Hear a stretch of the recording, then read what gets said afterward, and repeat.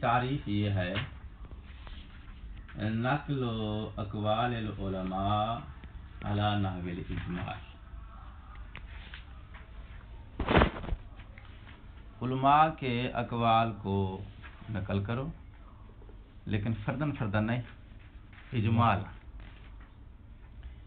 آپ کسی قول میں دعویٰ کر دیتے ہیں کہ اس قول کے اوپر علماء کا اجماع ہے، تو اس بات کا مطلب یہ ہے کہ آپ نے علماء کے اقوال کو اجمالاً نقل کیا ہے. مد مقابل یہ ہے کہ آپ 10-15 جتنے بھی علماء ہیں ہر عالم کے قول کو، اس کی عبارت کو فردن فردن نقل کریں، تو اسے کہتے ہیں نقل الاقوال تفصیلا. اجماع جو ہے انہی اقوال کی نقل ہے، مگر علی نحو اجمال، فردن فردن کی تفصیل آپ نے نہیں دی ہوتی. اچھا، تو اجماع کی تعریف کیا ہوئی؟ نقل اقوال علماء کے اقوال کو نقل کرنا، لیکن نقل کرنے کا طریقہ کیا ہے؟ اعلیٰ تفصیل نہیں. فردن فردن کرو گے تفصیل ہو جائے گی، فردن فردن نہیں ہے. کیا ہے جی؟ اجماع.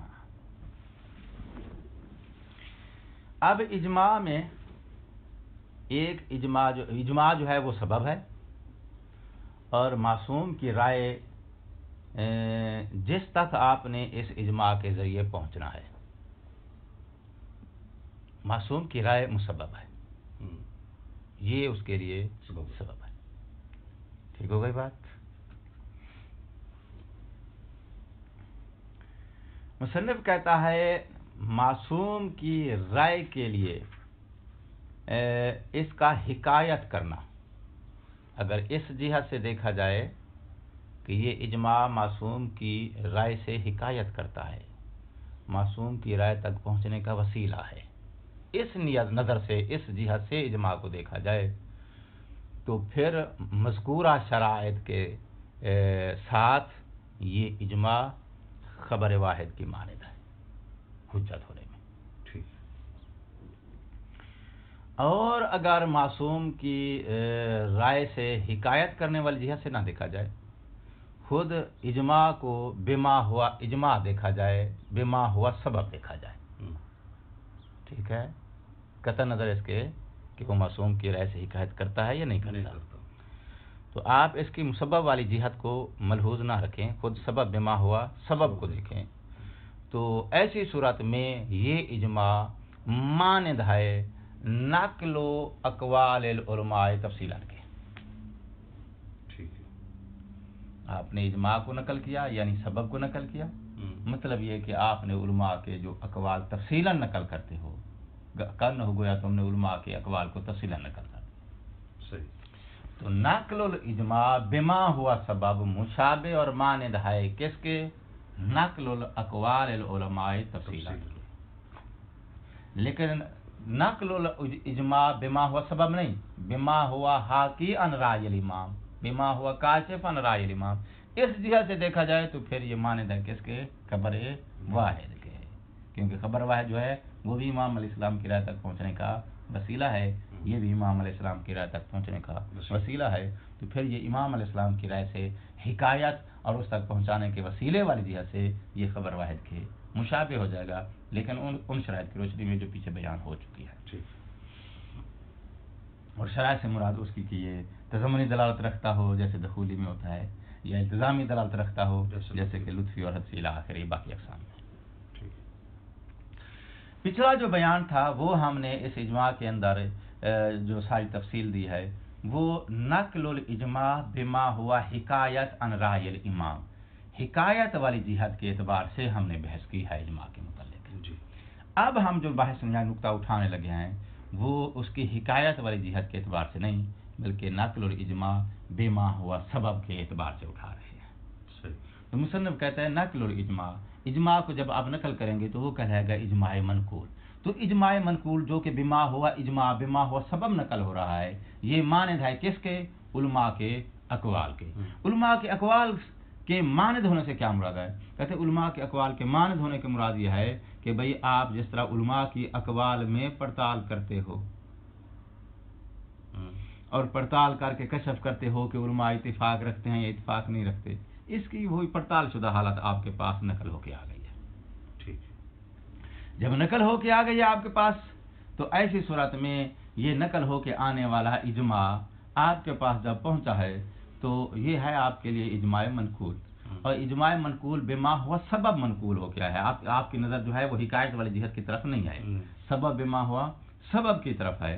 تو کہتا ہے ایسی صورت میں جب اجماع بما ہوا سبب آپ کے پاس نقل ہو کے آیا ہے تو اجماع منقول بما ہوا سبب آپ کے لیے حجت نہیں ہے. جیسے کہ علماء کے اقوال آپ کے لیے پاس نقل ہو کے آتے ہیں تو علماء کے اقوال آپ کے لیے بما ہوا اقوال حجت نہیں ہے. صحیح, ٹھیک ہے نا. علماء کا فتویٰ آپ کو کوئی نقل کرتا ہے تو آپ اس کو جو ہے وہ دلیل بنا کے معصوم کی رائے کو اس سے کشف تھوڑا کریں گے. استنباط جو کیا جاتا ہے حکم شرعی کا وہ روایت سے کیا جاتا ہے, فتوے سے نہیں کیا جاتا. مجتہد کا فتویٰ جو ہے وہ اس کا قول ہے. مجتہد کے قول سے امام کی رائے کو آپ کشف کیسے کر سکتے ہیں؟ امام کے قول سے امام کی رائے کو کشف کریں گے. روایت امام کے قول کو بیان کرتی ہے, اس سے آپ امام کی رائے کو کشف کر سکتے ہیں. مجتہد کا فتویٰ مجتہد کی رائے کو بیان کرتا ہے, اس سے مجتہد کی رائے کو کشف کیا جاتا ہے, امام کی رائے کو نہیں. صحیح, فرق سمجھ میں آیا ہے؟ جی. تو نقل الاجماع بما ہوا سبب یہ مانند ہے کس کے؟ نقل الاقوال تفصیلات کے. گویا جیسے آپ کے سامنے اگر کوئی بندہ آ کے کہتا ہے کہ علماء کا اجماع پایا جاتا ہے اس بات پہ, ٹھیک, وہ ایسے ہی سمجھے جیسے کہ کسی نے آپ کو جو ہے وہ 10-15 علماء کے اقوال جو ہے وہ نقل کیے کہ اس نے بھی یہی فتویٰ دیا, اس نے بھی یہی فتویٰ دیا, اس نے بھی یہی دیا, اس نے بھی یہی. ٹھیک ہے جی. ہاں, غض نظر اس کے کہ وہ کاشف رائے الامام ہے یا نہیں, وہ جہت ابھی ہم نے جو ملحوظ نہیں رکھی. اچھا, تو اجماع بما ہوا سبب جب نقل ہو کے تمہارے پاس آیا ہے تو اب بما ہوا سبب آپ کے لیے حجت نہیں ہے, جیسا کہ وہ اقوال جو ہیں بما ہوا اقوال حجت نہیں ہے. تو آپ کیا کریں گے؟ کہتے ہیں آپ کے پاس یہ ہے کہ جب بما ہوا سبب اجماع آپ کے پاس نقل ہو کے آیا ہے تو منقول الہ شخص جو ہے اس کو چاہیے کہ اجماع کے اس کے پاس پہنچنے کے بعد, چونکہ وہ منقول ہے تو منقول اس کے لیے حجت نہیں ہے, بما ہوا سبب حجت نہیں ہے. اس کو حجت بنانے کے لیے کیا کرے گا؟ کہتا ہے دیگر علماء کے اقوال کی خود پڑتال کرے گا تاکہ مؤثر ہو جائے. سنت دیگر علماء کے اقوال کی خود پڑتال کرے گا. اقوال کی بھی پڑتال کر سکتا ہے, اور ہاکذا دیگر امارات سے مراد وہ کہ جو اسی قول کی تائید کے لیے میسر ہیں, ان کی پڑتال کرے گا, ان کو اس کے ساتھ ملائے گا. ملانے کے بعد پھر اگر یہ منقول اجماع اور اس کے ساتھ جو ضمیمہ ملایا گیا ہے, ضمیمہ سمجھ گیا نا, ضمیمہ سے مراد دیگر علماء کے اقوال. آپ یہاں یہ سوچیں گے کہ بھئی اجماع جب نقل ہو کے آ گیا ہے تو اجماع نقل ہونے کے بعد پھر دیگر اقوال کی طرف اس کو جانے کی کیا احتیاج ہے, یا امارات کی طرف جانے کی احتیاج کیا ہے, ان کو اس کے ساتھ ضمیمہ بنانے کی کیا احتیاج ہے؟ اس لیے کہ یہ اجماع جو نقل ہو کے آیا ہے بما ہوا حکایت نقل ہو کے نہیں آیا, یہ آیا ہے بما ہوا سبب نقل ہو کے. بما ہوا سبب جو نقل ہو کے آیا ہے تو اس سبب کو آپ خود استعمال کریں گے. خود جب استعمال کریں گے تو ہو سکتا ہے آپ جو ہے اس کو سبب بنا کے رائے تک پہنچ سکیں, ہو سکتا ہے آپ اس کو سبب بنا کے رائے تک نہ پہنچ سکیں. اس کی اور مثال آپ کو دوں حسنین رضا. سلیس ہو جائے, مزید سلیس ہو جائے. ایک بار جو ہے آپ کو دودھ سے مکھن نکال کے دیا جاتا ہے, وہ کیسے بھی دودھ سے مکھن نکال کے دینے کا کیا طریقہ ہے؟ پرانے زمانے میں جو ہے وہ جب عزیز و اقارب ایک دوسرے سے لسی لینے کے لیے جاتے تھے وہ ساتھ اتنا مکھن بھی ڈال دیتے تھے, ٹھیک ہے نا, تو لسی بھی دی تھی ساتھ اتنا اس میں جو ہے وہ مکھن بھی ڈال دیا. یہ دودھ سے مکھن نکال کے آپ کو دے دیا, ٹھیک ہے جی. ایک بار یہ ہے کہ انہوں نے کہا یہ دودھ لے جاؤ, مکھن خود نکال لینا. دو تصویریں ذہن میں آ گئی نا. کہتے ہیں جب نقل الاجماع بما ہوا حکایت ہوگا تو اس وقت آپ کو جو ہے وہ مکھن ساتھ میں ملحوظ رکھیں گے کہ بھئی یہ امام کی رائے ہے اور یہ اجماع ہے. اور جس وقت نقل اجماع بما ہوا سبب ہوگا تو اس وقت تصویر بنے گی کہ آپ کو دودھ دے دے گی، آپ خود ایسے مکھن کی اب آگے خود آپ کامیاب ہو سکتے ہیں، کامیاب نہیں ہو سکتے، وہ تمہاری بات ہے، صحیح ہو، ہم نے آپ کو سبب دے دیا جس سے آپ مکھانا نکال سکتے ہیں، اسباب فراہم کر دیں۔ صحیح ہو، تو یہ اجماع جب بما ہوا سبب نقل ہو کے آیا ہے تو آپ کو سبب فراہم کر دیا گیا ہے جس سبب کے ذریعے امام کی رائے تک آپ پہنچ سکتے ہیں، بس۔ ٹھیک، اچھا اب آپ نے اس سبب کو استعمال کر کے امام علیہ السلام کی رائے تک پہنچنا خود ہے۔ جب خود پہنچنا ہے تو اس کا مطلب یہ ہے کہ پھر آپ نے جب اس سبب کو استعمال کرنے کے لیے یا اس کو قاعدے بنانے کے لیے آپ نے پھر کیا کرنا ہے؟ علماء کے دیگر اقوال کی پڑتال کرنی ہے تاکہ آپ اس کے ذریعے امام کی رائے تک دیگر ان مرسلات اور امارات کی پڑتال کرنی ہے جو اس کی تائید کر دیں۔ تو اس لیے آپ کو ضمیمے کی احتیاج ہے، چونکہ آپ کے پاس جو ہے وہ مکھن نکلا ہوا نہیں آیا، آپ کو اس مکھن تک کو حاصل کرنے کا ایک سبب ملا ہے، تو سبب جب ملا ہے تو سبب کو آپ استعمال کریں گے، تو استعمال کرنے کا طریقہ یہ ہے کہ آپ پڑتال کریں دیگر علماء کے اقوال کی اور مرسلات و تائیدات کی، تاکہ جو ہے یہ سبب بن جائے۔ ٹھیک ہے جی، تو اب ضمیمات کے بعد پھر یہ حجت ہو جائے گا، وگرنہ حجت نہیں ہے۔ صحیح، ہاں ضمیمات کے بعد بھی اگر وہ آپ کو سبب تام اس کا ہونا نظر آ جائے، یعنی ضمیمے کے بعد آپ کامیاب ہو گئے ہیں اس کو سبب بنانے میں، کامیاب ہو گئے ہیں اس کو سبب تام ماننے میں، اور امام علیہ السلام کی رائے تک پہنچنے میں اس کو سبب تام بنانے میں آپ کامیاب ہو گئے ہیں، تو ایسی صورت میں ضمیمے کے بعد وہی منقول، یعنی اب اس کو معصوم کی رائے دیکھا جائے گا، اس میں ہاں جی شامل ہو جائے گی جب ضمیمے کے بعد وہی منقول ضمیمے کا جز بنے گا، یعنی منقول فی نفس ہی اکیلا ڈائریکٹلی مستقل حیثیت سے آپ کو امام کی رائے تک نہیں پہنچائے گا، کیوں؟ اس لیے کہ انہوں نے سبب آپ کے سامنے نقل کیا ہے، انہوں نے کہا بھی ہم نے تو اس سے جو ہے وہ اپنی فکر کو استعمال کر کے امام کی رائے کو اس کے ذریعے کشف کر لیا ہے، اب آگے ہم آپ سبب نقل کر رہے ہیں، آپ بھی استعمال کر کے پہنچ جائیں اگر پہنچ سکتے ہیں، تو آپ پھر کیا کریں گے؟ آپ پھر دوبارہ اقوال کو اور تائیدات کو جو ہے ڈھونڈیں گے تاکہ جو ہے اس کے ذریعے آپ کو سبب ملا ہے۔ اچھا، تو بما ہوا سبب اس کا نقل کرنا جو ہے یہ مانند ہے کس کے؟ علماء کے اقوال کے، جن کو تفصیلا نقل کیا جاتا ہے۔ وَأَمَّا مِنْ جِهَةِ نَقْلِ السَّبَبِ، اجماع کو نقل کیا گیا ہے، بما ہوا سبب نقل گیا ہے، تو فا ہوا، تو یہ اجماع کی نقل بما ہوا سبب جو ہے، یہ اجماع منقول جو بما ہوا سبب نقل ہو کیا ہے، یہ اجماع منقول فعل اعتبار حجت ہونے میں مثل ما، درمیان میں عبارت چھوڑ دی ہے میں نے، بریکٹ چھوڑ دیا ہے، یہ اجماع جو بما ہوا سبب منقول ہو کے آیا ہے یہ معتبر اور حجت ہونے میں مثل ما مانند ہے اس بات کے، کس بات کے؟ اذا نقلت، جب ان اقوال کو نقل کیا جائے اللہ تفصیل کے۔ اب بریکٹ پڑھنے لگا ہوں۔ اچھا بھی مانند کب بنے گا اقوال کے تفصیلی نقل کے؟ اقوال کی جو تفصیلی نقل ہے اس کے مانند بنے گا یہ اجماع منقول جو بما ہوا سبب نقل ہوا ہے، کب حجت ہونے میں ان کے مانند بنے گا؟ کہتے ہیں بالنسبت الی مقدار، اتنی مقدار حاصل ہو جائے من الاقوال، اقوال سے، اللہ تینوں کے لات الہ، جو اقوال نقل کیے گئے ہیں الہ، اس منقول الہ شخص کے سامنے، علی اجمال، جو اقوال نقل کیے گئے یہ جو ہے نا الاقوال اللہ تینوں کے لات الہ علی الاجمال بے الفاظ نقل الاجماع، یہ پوری لائن لے کر آیا ہے اور کہنا یہ چاہتا ہے کہ اجماع، یہ اجماع کی تعریف کی طرف اشارہ دینا چاہتا ہے دراصل، ٹھیک ہے، کیونکہ اجماع کیا ہے؟ وہ ہے نقل و اقوال العلماء علی نحو الاجمال، یہ تعریف دینے کے لیے بیچارہ جو ہے وہ اتنی لمبی لائن لے کر آیا ہے۔ کہتا ہے جب اس اجماع بما ہوا اجماع جو کہ نقل ہو کے آیا ہے، اس سے آپ کو جو مقدار حاصل ہوئی ہے، جو مقدار کس بات کی؟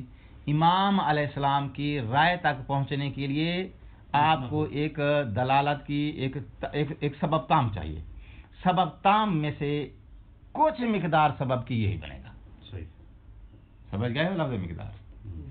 امام علیہ السلام کی رائے تک پہنچنے کے لیے آپ کو ایک سبب تام چاہیے، اور اس سبب تام کی کچھ مقدار یہی اجماع منقول ہے.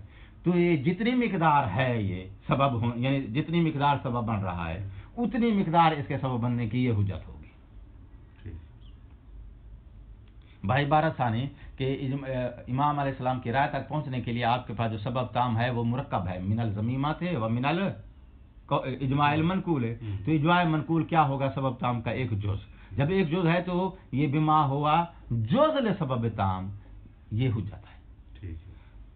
یعنی مقدار اور جز کا لفظ اس لیے وہ بار بار بیچارہ جو رپیٹ کرتا ہے تاکہ آپ اس کو جو ہے وہ بے کامل ہی سبب نہ مان لیں کہ یہ سبب تام ہے، سبب کامل ہے. کیونکہ اجماع کامل جو ہے وہ فی نفس ہی کامل سبب نہیں ہے آپ کے لیے. اس کے لیے ہے جو آپ کو نقل کر رہا ہے کیونکہ اس نے اپنی فکر استعمال کر دی. جس کے سامنے نقل ہو کے آیا ہے اس کے لیے اجماع منقول بما ہوا سبب تام نہیں ہے، اس کو خود سے پڑتال کرنا پڑے گی. اچھا جی، یہ عبارت درمیان میں مقدار اللہ تینوں کے وغیرہ مکمل ہو گئی. اچھا، فلاو ضمہ، اب تفصیل دیتا ہے. فلاو ضمہ الیہ، اب وہ اجماع منقول اس کے ساتھ وہ ضم کرتا ہے مما ان چیزوں میں سے حصلہ جو اس کو حاصل ہیں. اب حاصل کا ترجمہ میں یہ کرتا ہوں کہ اس کے ساتھ ضم کرتا ہے علماء کے وہ اقوال جن کی اس نے پڑتال کی ہے، کیونکہ انہوں نے آ کے اس کو محصل بنا دینا ہے نا. مما حصلہ یعنی یہ منقول الیہ شخص جو ہے وہ ضم کرے گا اس کے ساتھ کیا ضم کرے گا؟ اس کو ضم کرے گا جس کو اس نے حاصل کیا ہے. یعنی کیا مطلب؟ یعنی جن اقوال کی اس نے پڑتال کی.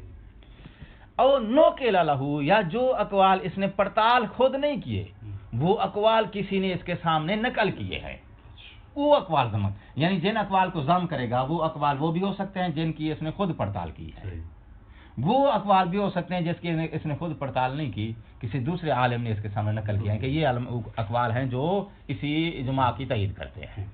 تو آپ ضمیمہ کرے گا اقوال کی، چاہے وہ اقوال خود پڑتال کر کے یہ لے کے آئے، یا ضمیمہ کرے گا ان اقوال کی جن کی خود پڑتال نہیں کی، کسی نے اس کے سامنے نقل کیے ہیں.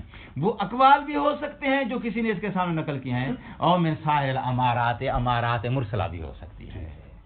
تو تین چیزیں ہوگی جس کی یہ ضمیمہ کرے گا. وہ اقوال جس کی اس نے خود پڑتال کیا ہے، وہ اقوال علماء کے جو کسی نے اس کے سامنے نقل کیا ہیں، اور وہ امارات جو اس کے سامنے نقل ہو کے آئی ہیں. ان تین میں سے کسی کی جو ہے یا تینوں کی یا تینوں میں سے جتنی مقدار اس کو چاہیے سبب کو کامل کرنے کے لیے اس کو اس کے ساتھ ضمیمہ کرے گا. تو ضمیمہ کرنے کے بعد اب یہ اجماع منقول اس ضمیمے کا حصہ بنے گا.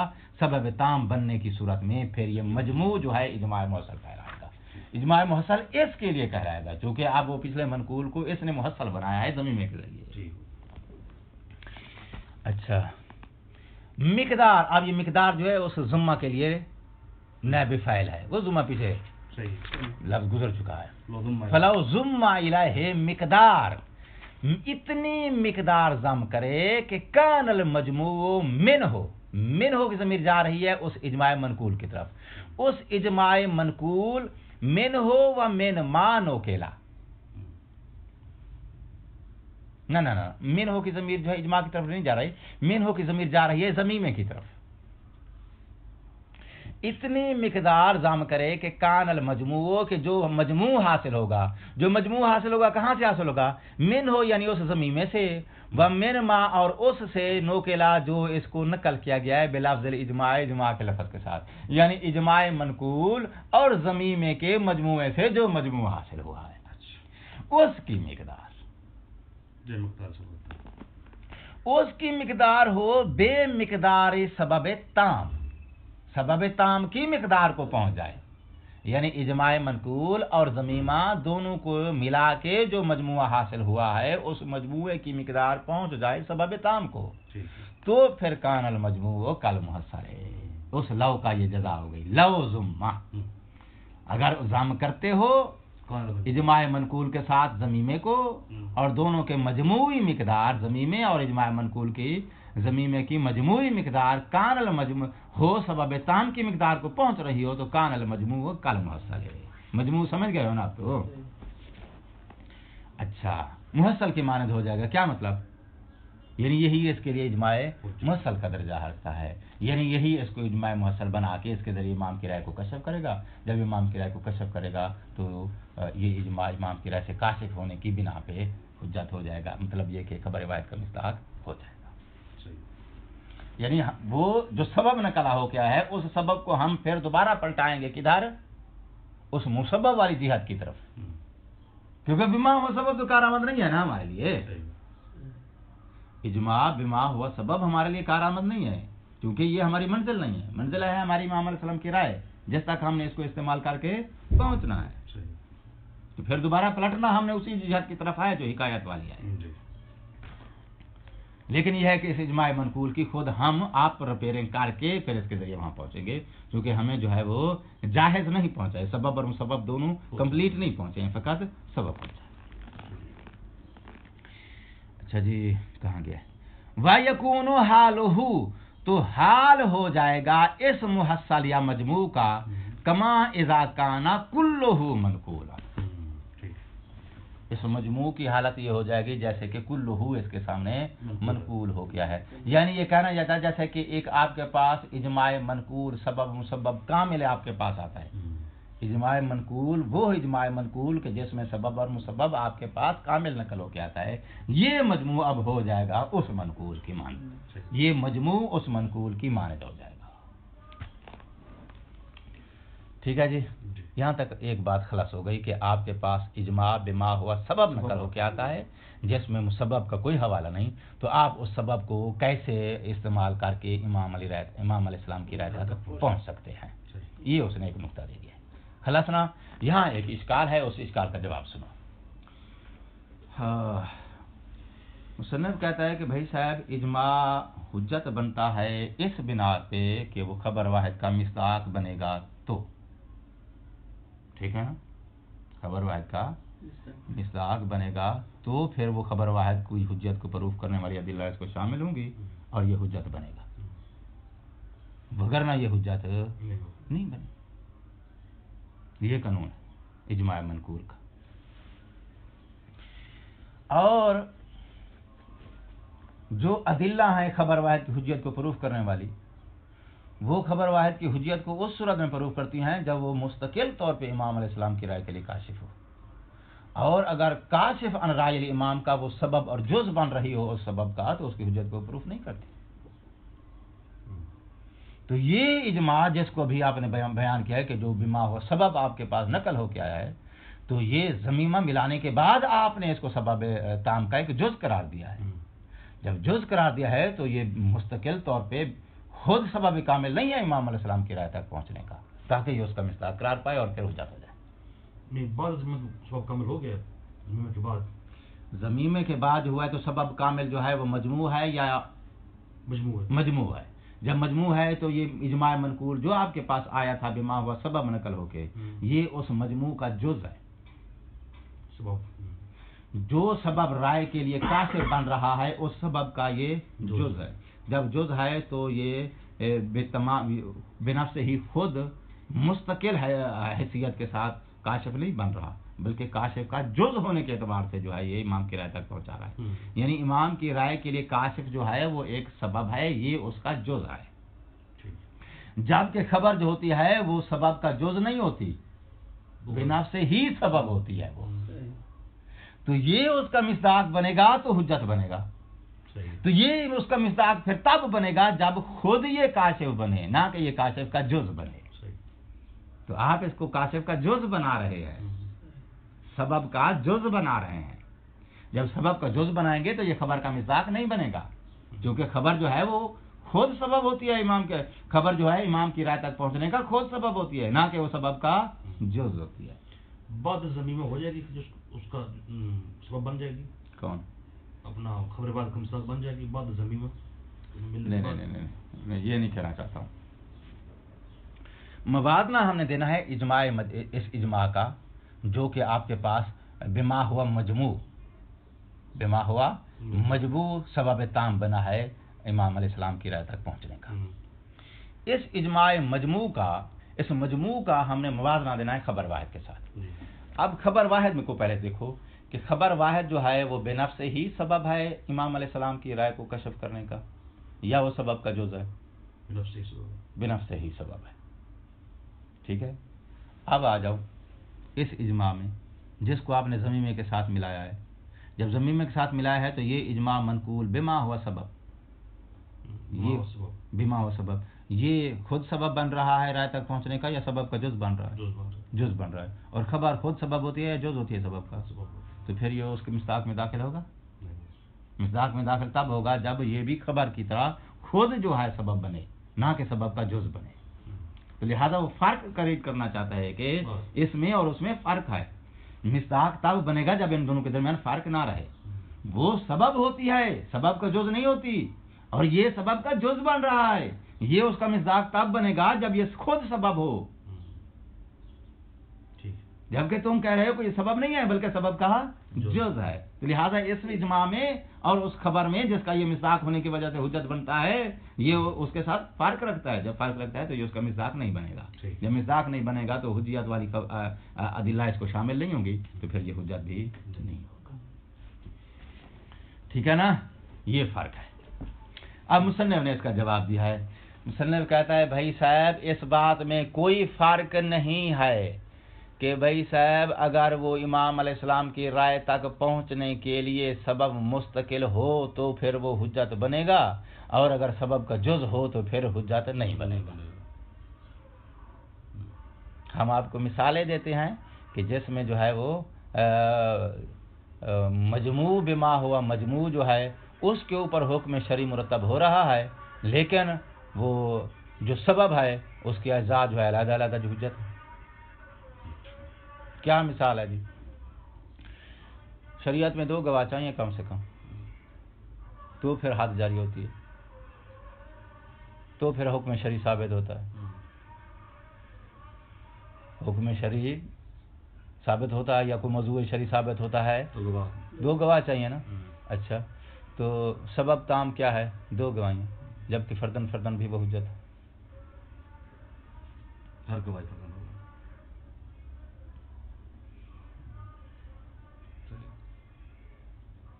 اچھا، اور مثالیں دیتا ہے وہ. راوی نے آ کے ایک واقعہ بیان کیا ہے، واقعہ بیان کرنے کے بعد امام علیہ السلام سے حکم پوچھا ہے، حکم پوچھنے کے بعد امام علیہ السلام فرمایا نعم جی یہی حکم ہے. توجہ فرمائیے، راوی نے واقعہ بیان کیا، واقعہ بیان کر کے اس نے کہا کہ میں نے سنا ہے کہ اس کا یہ حکم ہے. امام علیہ السلام نے آگے کیا فرمایا ہے؟ نعم. جو امام علیہ السلام نے نعم جواب میں فرمایا ہے، اس نعم کا سمجھنا موقوف ہے اس راوی کے سوال پر. راوی کا سوال پھر امام کے نعم کا یا امام کے جواب کا جز ہو گیا. امام جو کچھ کہنا چاہتے ہیں اس کا سمجھنا موقوف ہے امام کی نعم اور اس کے سوال پر. یہ سوال ساتھ ملے گا نعم کے، امام علیہ السلام کی مراد کی سمجھ آئے گی. تو امام علیہ السلام کی مراد کیا ہے؟ مسبب. سبب کیا ہے؟ سوال اور نام دونوں کا مجموعہ. ٹھیک ہے. یہاں بھی امام کی رائے تک پہنچ رہے ہیں ایک مجموعے کے ذریعے، اس مجموعے کا ایک جز اجماع ہے. وہاں راوی کی وہ بات جو نعم کے ساتھ آپ ضم کرتے ہو وہ جز ہے اس سبب کا جس سبب کے ذریعے آپ نے امام کی رائے کو کہہ دیا. تو وہاں حجت ہے یا نہیں؟ حجت ہے، سب مانتے ہیں. اچھا، اور اس نے مثال دیا ہے ایک راوی جو ہے اس کے بارے میں شک ہو گیا کہ پتہ نہیں وہ مستند ہے، موثق ہے یا موثق نہیں ہے. ایک راوی کے بارے میں اب وہ حکم شرعی ہم نے اسی کی روایت سے لینا ہے جس راوی کی سند میں شک ہے. ہمیں حکم شرعی کس روایت سے لینا ہے؟ اس کی مشکوک راوی کی بیان کردہ روایت سے. لیکن وہ راوی جو ہے کیا ہے؟ مشکوک ہے. دوسرا راوی آ گیا، یہ مستند ہے، یہ موثق ہے، اس کی صداقت اور عدالت جو ہے وہ کنفرم ہے. اس نے کہا کہ میں جانتا ہوں اس نے بھی یہ بات ٹھیک کہی. تو اب وہ حکم شرعی جو آپ نے اس سے استنباط کرنا ہے، اس تک پہنچنے کے لیے آپ کو جو ہے ایک اس کی روایت چاہیے، ایک اس کی گواہی چاہیے. یہ دونوں ملیں گے، سبب مجموع ہوگا تو اس تک پہنچے گا. یہ مجموع حجت ہے. مجموع سمجھا رہا ہوں یار. وہ کہتے ہیں ہمارے پاس بہت ساری مثالیں ایسے موجود ہیں جس میں مجموع حجت ہے اور مجموع کا ایک جز جو ہے وہ بے نفسی وہ بھی حجت ہے وہ بھی حجت ہے. اگر اس جز کی حجیت کی نفی کر دیں گے تو مجموع کی حجت ٹوٹ جائے گی. جب جز حجت نہیں رہے گا تو مجموع کی حجت ٹوٹ جائے گی نا. تو لہٰذا آپ کو اس کے اجزاء کو حجت ماننا پڑے گا تاکہ مجموع جو ہے وہ اس حکم تک پہنچا سکے. تو بہت ساری مثالیں موجود ہیں. مصنف کہتا ہے یہ جو تم نے کہا ہے کہ بھئی یہ مجموع کا جز بن رہی ہے تو لہٰذا پھر یہ حجت نہیں ہے. یہ بے نفس سے ہی سبب بنے جیسے خبر واحد سبب ہوتی ہے اور حکم شرعی تک پہنچانے کا سبب بنے. سبب بے نفس سے ہی ہو نہ کہ جز ہو سبب کا اور حکم شرعی تک پہنچائے نہ کہ حکم شرعی کے علاوہ کسی اور چیز تک پہنچائے. یہ شرائط جو تم نے رکھی ہیں یہ شرائط حجت ہونے کے لیے مانے نہیں ہے. سبب کا جز ہو یا وہ حکم شرعی ہو جس تک پہنچا رہی ہے یا ڈائریکٹلی نہیں پہنچا رہی بلکہ یہ کسی اور تک پہنچا رہی ہے وہ آگے حکم شرعی تک پہنچا رہی ہے. جیسے کہ اس مشکوک راوی کی روایت حکم شرعی تک پہنچا رہی ہے مگر یہ اس کی شہادت جو ہے اس راوی تک پہنچا رہی ہے. اس کی شہادت سے جو ہے اس کی صداقت ثابت ہوگی اور اس سے آگے حکم شرعی ثابت. تو حجت ہونے کے لیے ضروری نہیں ہے. یعنی کہنا یہ چاہتا ہے کہ تم نے جو معیار بنایا ہے حجت بنانے کا کہ بھئی ایک تو وہ حکم شرعی تک پہنچائے حکم شرعی کے علاوہ کسی اور شے تک نہ پہنچائے اور دوسرا یہ کہ وہ بنفس ہی مستقل سبب ہو. کہتے ہیں یہ شرط نہیں ہے. بنفس سے ہی مستقل سبب نہ ہو سبب کا جز ہو تو بھی وہ حجت ہو سکتی ہے اور حکم شرعی تک براہ راست نہ پہنچائے بلکہ براہ راست کسی اور شخص تک پہنچائے اور وہ آگے حکم شرعی تک پہنچائے تو بھی یہ چیز حجت ہو سکتی ہے. کہاں ہے ولا تفاوتا فرق نہیں پڑتا ہے فی اعتبار الخبر خبر کے حجت ہونے میں. کس لحاظ سے بینما اذا کان المخبر بہ تمامہ. مخبر بہ کہتے ہیں اس مسبب کو جو حکم شرعی آپ نے کشف کیا ہے اس خبر سے.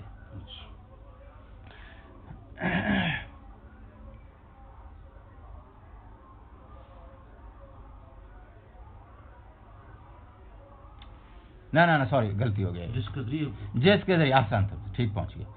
جس سبب کے ذریعے تم نے خبر دی ہے جس سبب کے ذریعے تم نے خبر دی ہے یعنی امام علیہ السلام کی ایک رائے ہے آپ نے اس رائے کی اس حکم کو جس خبر کے ذریعے آپ نے خبر دی ہے تو یعنی اجماع سبب ہے. اجماع سبب ہے خبر واحد سبب ہے. ان کے ذریعے تم خبر دیتے ہو امام علیہ السلام کے اس حکم کی جو انہوں نے اس کے اندر بیان کیا ہوتا ہے. ٹھیک ہو گئی بات. تو وہ خبر جس کو ذریعہ بنا کے خبر دیا گیا ہے وہ خبر فرق نہیں پڑتا تمام سبب ہو کی ضمیر سبب کی طرف جائے گی جو پیچھے گزر چکا ہے. تمام سبب ہو وہ ذریعہ اور سبب او ما لہو داخل فی ہے یعنی فی السبب ہے یا تمام سبب نہ ہو بلکہ ایسی چیز ہو کہ جس کو تمام سبب میں دخل ہے. وبہی اور اس کے ذریعے قوام ہو اس تمام سبب کا قوام حاصل ہوتا ہے. بہی کی ضمیر اسما کی طرف جا رہی ہے.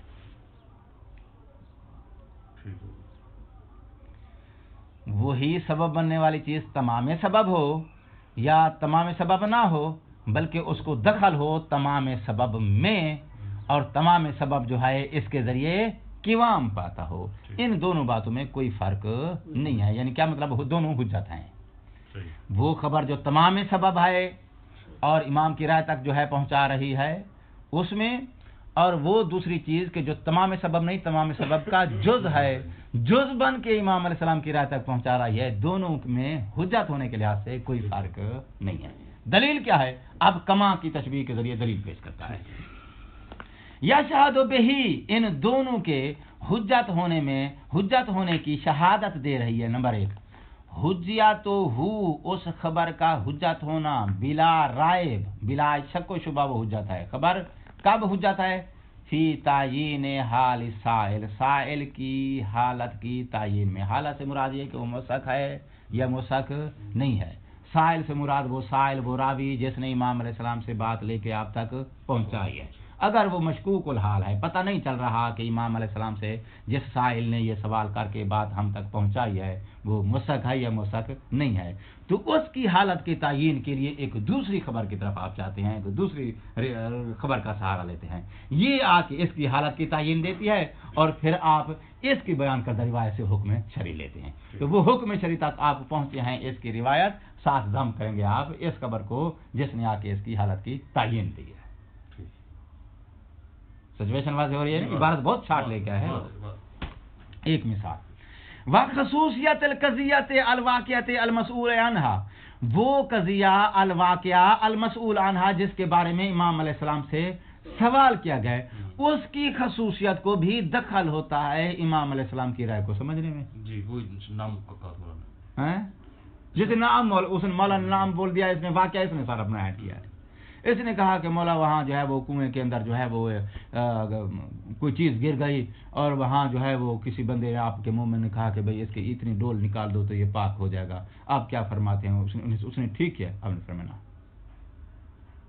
تو اب امام علیہ السلام نے جو حکم شرعی بیان کیا ہے، اس حکم شرعی تک پہنچنے کے لیے نام کے ساتھ پورا واقعہ جو راوی کا بیان کرتا ہے دونوں کو آپ ضم کریں گے، تو مجموع جو ہے امام علیہ السلام کی رائے تک پہنچنے کے لیے سبب کام بنے گا۔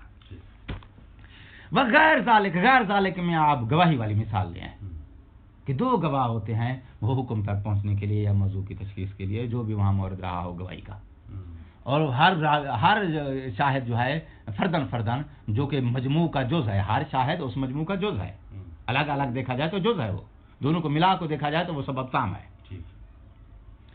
غیر ذالک مما لہ دخل فی تعیین مرامہ، امام علیہ السلام کی مراد کو سمجھنے میں جن کو دخل ہے من کلام ہی، امام علیہ السلام کے کلام سے۔ تو لہذا ہمارے پاس بہت سارے موارد موجود ہیں جن میں جو ہے ایک چیز سبب تام نہیں بن رہی بلکہ سبب تام کا جز بن رہی ہے، اور جز ہونے کی حیثیت سے وہ حجت ہے۔ لہذا یہ اجماع منقول بما ہوا سبب منقول ہو کیا ہے، یہ سبب تام کا جز ہے تو بھی اس کا حجت ہونا ثابت ہو جائے گا۔ یہاں تک بات مکمل ہو گئی ہے اجماع کی کہ بھئی وہ بما ہوا سبب کیا حیثیت رکھتا ہے، بما ہوا مسبب اس کی کیا حیثیت ہے، یہ ساری قیمت اس کی بیان ہو چکی ہے۔ اب آگے وہ بیان کرے گا ان چار طرق کو دوبارہ۔ وہ چار طرق یاد ہیں؟ دخولی، لطفی، حدثی، تشرفی، ان میں آ کے پھر دوبارہ یہ بحث کرے گا کہ علماء نے جو دعویٰ کیا ہے کہ یہ چار طریقے ہیں امام علیہ السلام کی رائے تک پہنچنے کے، آیا ان کا امام علیہ السلام کی رائے تک پہنچنا یا ان کا کاشف ہونا، رائے تک پہنچنے کا ان کا سبب ہونا واقعاً یہ ثابت ہوتا ہے یا نہیں ہوتا؟ مصنف سب کو رد کرتا ہے کہ ان میں سے کوئی بھی امام علیہ السلام کی رائے تک پہنچنے کا میری نظر میں سبب تام نہیں ہے۔ پلٹ کا نتیجہ کہاں آئے گا؟ جو ابتدا میں نے کہا تھا، یہ ساری بحث عالم تفکیر میں، عالم فکر میں چل رہی ہے۔